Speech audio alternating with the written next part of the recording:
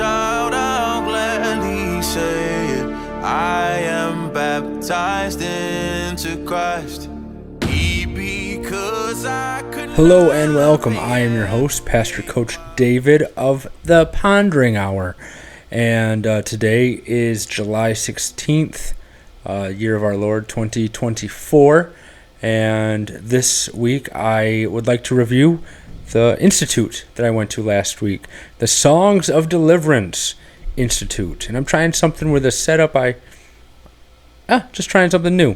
And yes, this is called the Pondering Hour, but I don't think this will take the entire hour. So I've got, and I'll edit this as necessary, but right here, I got a lot of gifts. I'm going to try not to hit my mic. But right here, oops.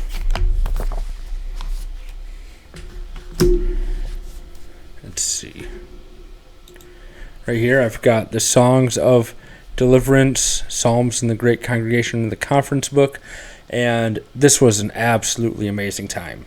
We had a lot of fun, and it was great, and so I'm here to tell you about it. So this was an institute on liturgy, preaching, and church music. And let's do this. There we go. All right, so it's in Seward, Nebraska, at Concordia University of Nebraska, and that is 10 hours away from here. That was a long car ride. But we left early Monday, and then we got there, I don't know, 7 o'clock, 8 o'clock Monday night. And that was excellent. And we registered and everything. And then Tuesday, we had a nice slow morning. And we had our first divine service. And at every divine service, there was different preacher, different ordo, and it's different hymns, different songs, and it was a true blessing to be able to be there. At one of the goals of this week or that week was that we would sing through all 150 psalms as a group. I myself did not sing all 150 psalms, but as a group, 150, all of them were sung. And there's actually little, let me find a couple of them. Kirsten was collecting these. They're over here. It's funny. So growing up, I played Pokemon. Growing up, I played Pokemon. And in the original generation, there was 151 Pokemon to catch. It was 150, but you had to get Mew, and that was the whole thing. Ask me about it sometime. Here, I'll hold these up. There's these little sheets that show the psalm, and then it shows the structure and at a glance what you need to know. And then on the back side, this is Psalm 144. On the back side, some information, uses of it, and then a brief prayer of it. And Kirsten went around and was trying to collect them all. And she got about 70 of them, 75 maybe, about half. And so got a nice stack of them here. I'm sure we'll be hanging these up sometime this summer. But so we sang through all of them. But back to Tuesday. Back to Tuesday. There was a keynote speaker, and his name was Charles Brown. And now, I don't have the history of this fella, but man, this guy, as talented musically as anyone ever was. He could sing, he could direct, instruments, everything. He and his wife led a couple singing sessions, I guess, and they were excellent. And on Wednesday, I took his session that was all about how to sing. And so one of the things he talked about was, how are you sitting? How's your mouth shape? How's your breathing? Those sorts of things. And it was very beneficial. If you came to church this past week, I sang God's Own Child. I gladly say it. And that was not bad. I only had a couple very positive but very, very, very helpful things to work on. And I know that. I'm not the greatest singer, but I'm trying to serve the Lord in these many things that He has set out for us. So, Tuesday, this session with Dr. Charles Brown, and then I took my first session, which was learning how to chant the Psalms and Canticles. and talked about how to read music, how to chant, and those sorts of things.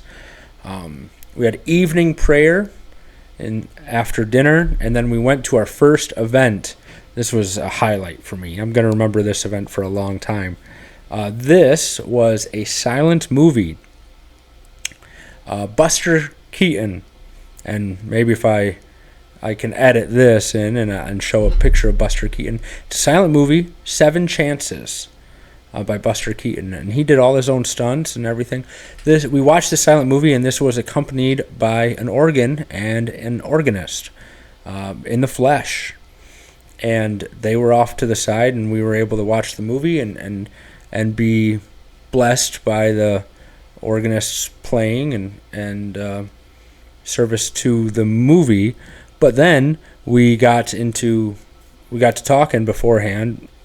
He was talking to us beforehand, and he was telling us how for silent movies, a good silent movie organist is very similar to a good organist for a divine service. And what he meant by that was that the organist should play the music in such a way where the music is edifying and uplifting what you're watching. In the case of the movie, you should never be distracted by the music. It should just uplift, enhance, and whatnot, what you are seeing before you. But with the divine service, it's the same thing. It's uplifting, enhancing the Word of God, the sacraments that lay before you in that service.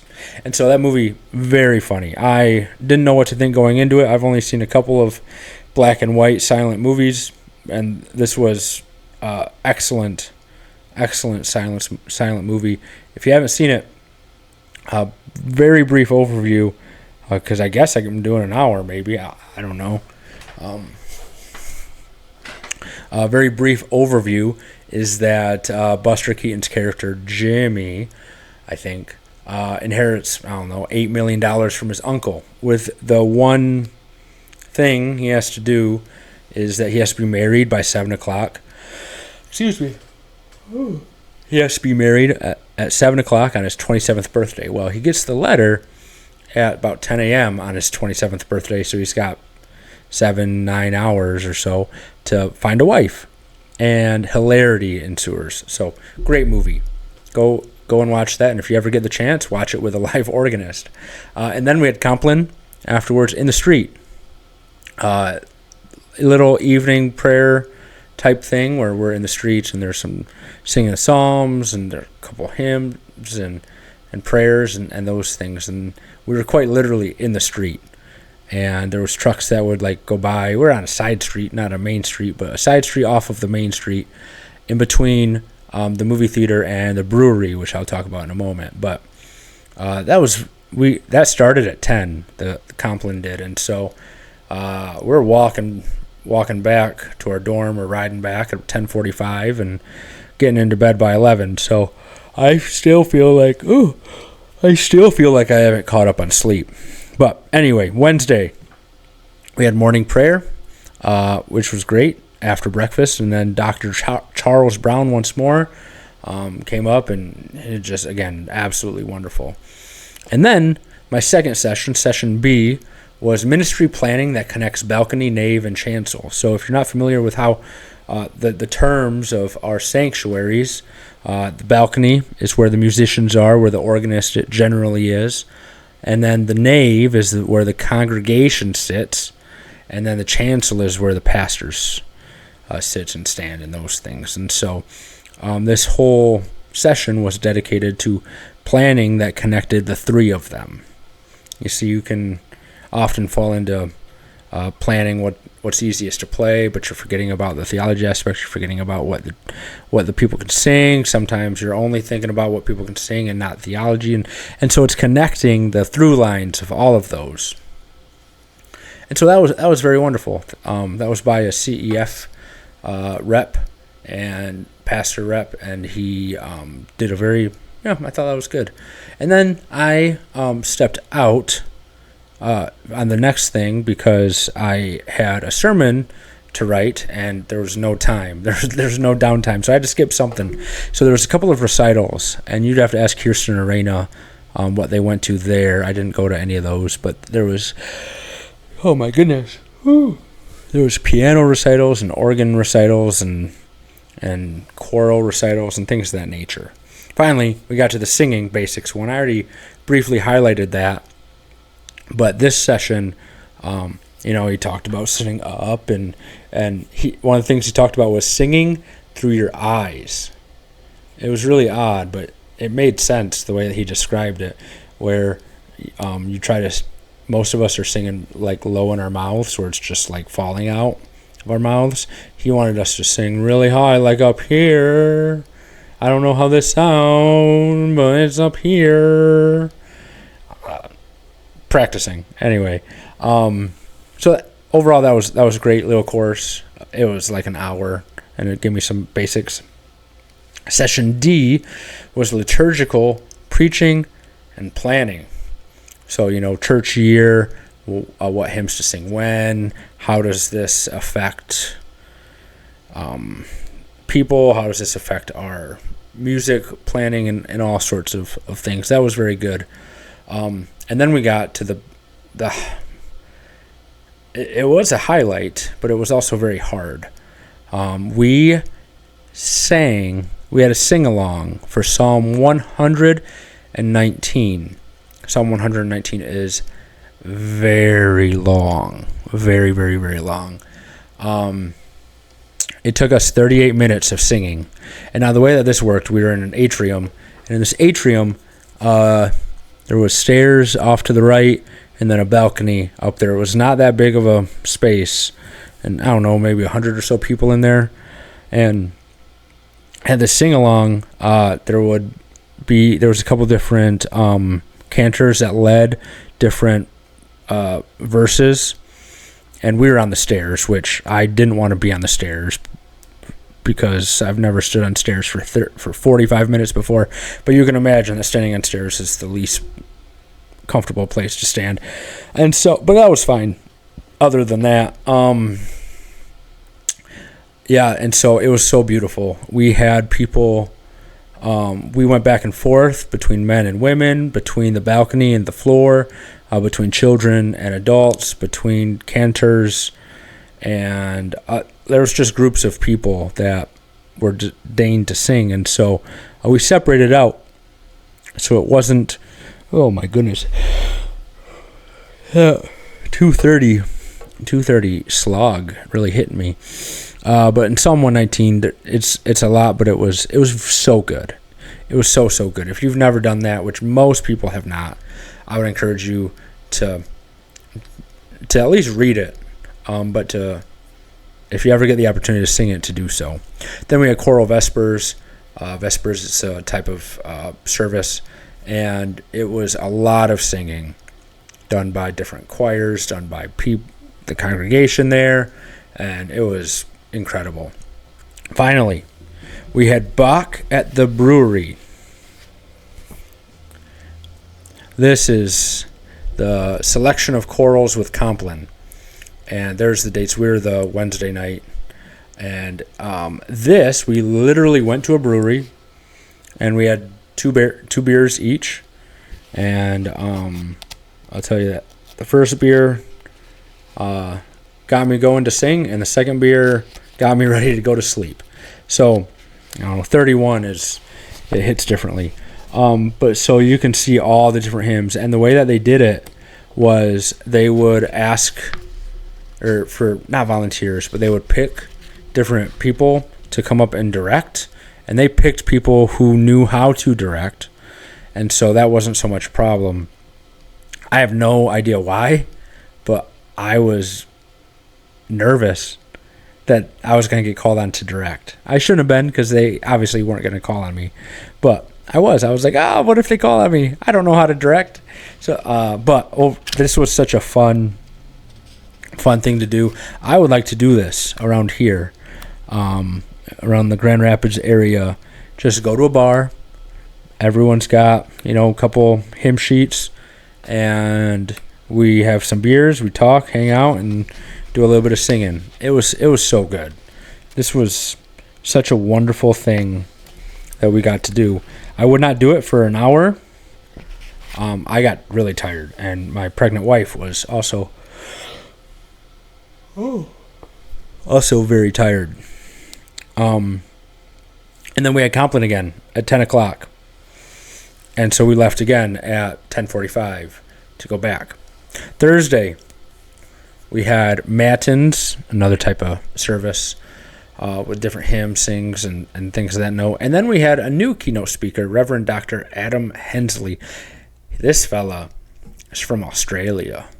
I don't know if that sounded like that was Australian. That was a low-hanging fruit attempt. But this guy talked about the different Psalms, and if I can find my paper, I'll upload a picture of what he talked about. But he was the guy that's been studying the Psalms, and so he had the Psalms broken up into their sections, and he had it color-coded, and this incredible graph that highlighted a lot of great useful information. Wonderful fella. There was a group of, 5 or 8 people from Australia there to learn. This was such a high thing for people to want to come and learn. So, and it's once every 3 years. So if in 3 years you want to, if you like what I'm talking about and you're like, yeah, that'd be interesting, I'll bring you. It was that great. And so let me know if you want to go next time. My final session was Musician and Pastor, a Fruitful Partnership, and our organist, Raina, and myself went to this, and this was done between, I could look up those names, but a pastor and his cantor, and they had a great working relationship. They talked, they joked, and about the hard things, about the fun things, and what they need to do to make sure that things run smoothly in the church, because it's sort of, it is a marriage. And while the pastor is the head of the church, and as pastor, the organist has a lot of say and sway, if you will, and so it's very important that they work together. So that was very good. And then there was more recitals, which I also skipped. And then we had a psalm festival where we went through this. Oh, let me find it. We went through this book, which I don't think I'll ever get rid of this book, just because of the beautiful artwork on it. Salvation Story. And so in this, different psalms that were sung. There's Psalm 22, and this has some absolutely incredible artwork in it. There is 38 pages. This was led by a friend of mine, Reverend David Fleming. He serves for Doxology, which is the Lutheran Center for Spiritual Care, and so he gave a commentary over the Psalms as and in between they were sung. And so that was absolutely wonderful. Dave, if you ever see this, great job. That was wonderful. God be praised for your work and for everyone else who joined in. After that, we had ice cream social and folk dancing. Kirsten and I got in line and met a nice lady named Betty. And Betty, I pray that you're doing well and that the Lord bless you on your return home. I think she was from Wyoming, I think. Somewhere out west. Idaho. Yeah, Idaho. And she was just so nice. And it was so crazy. And the first time someone asked me where I'm from, whipped out the hand and pointed. And I got a lot of laughs because, that's just what we do. But anyway, there was folk dancing, and Kirsten and I we were too tired.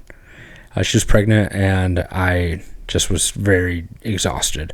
So Raina stayed out, and she had friends other than us, so she had no problem. We all knew people that the other two didn't know, so that's cool. But then, so Raina stayed out, I guess, I don't know, until it was done. And then they had Compline, but Kirsten and I omitted that. Finally, Friday morning, there was corporate confession absolution. Final keynote speaker, Dr. Jeffrey Boyle. He is from the Fort Wayne Seminary Hebrew teacher, and he is writing a book on Psalms, I think. Writing the commentary, I think. and I was just looking at my commentaries right there, the blue ones, and he was great, very fascinating, learned a lot, and that was wonderful. And finally, the final divine service, and that was great. It took until then, how sometimes especially men, we just like to keep the walls up and be thinking about other things, and always working through personal stuff in my life. And so finally the wall came down, and it was an emotional and beautiful service. And so I thank God for the word and how it worked in my heart on that day. And then we went home, 10 hours, but you lose an hour. So we got home at like 1 a.m. and slept at my parents' house on their couches. And so this was an absolutely wonderful, wonderful thing that we got to do. We got a lot of good paperwork and information. There's almost too many things to just I could just take any of these and show you all of these, but I'm not going to go the full hour. We're already at 20 minutes, and that seems well enough. But there's something else I wanted to bring up. I don't remember. It was great. It was absolutely wonderful. So if you want to join us next time, we'll be going again. Let me know, and we'll get you signed up earlier than you need to be. It was so good. Thank you to all those, and God be praised that so many people were able to serve there, because that was a very big undertaking. And one of the things that one of the pastors said was, pastors, many of you are going to go home, you're going to sleep most of the day on Saturday, and then you got to find the energy to preach. And because as they say in seminary, Sunday is always coming. There's always another service, always another bulletin to write, always another sermon to prepare for. And that's what it is. But I love it. And so the Lord be praised for all the wonderful things that he did. I really like this format. I will try to do one or two more of these, or a couple more of these, and see how I like it and how anyone responds to it. This has been the Pondering Hour. Have a blessed rest of your day. Peace of the Lord be with you. Amen.